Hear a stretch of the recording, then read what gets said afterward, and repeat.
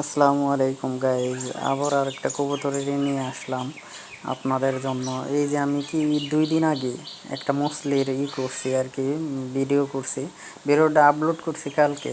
2 দিন আগে আর কি মসলির করছি। এই দেখেন আমার কবুতরগুলা অলরেডি বসে গেছে, এই যে ডিম দিয়ে দিছে। মসলি করার পরে দেখেন যে ডিমে বসে গেছে 2টা। তো ভালো ব্লাড লাইনের কবুতরের ভাই ভালো একটাই।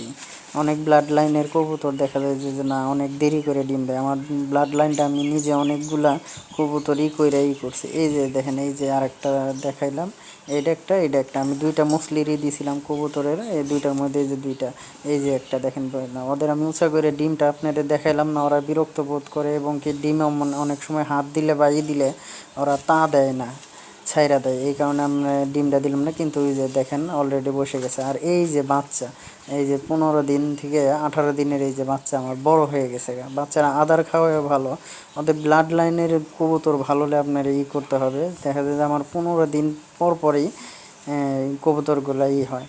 তো গাইজ, যদি এরকম কবুতর করেন, আপনার পালতে চান, তাহলে এই সব জাতের কবুতর করবেন। আর যদি কবুতরের দরকার হয় আমার কমেন্ট বক্সে আমার কমেন্ট করে করবেন, জানাবেন।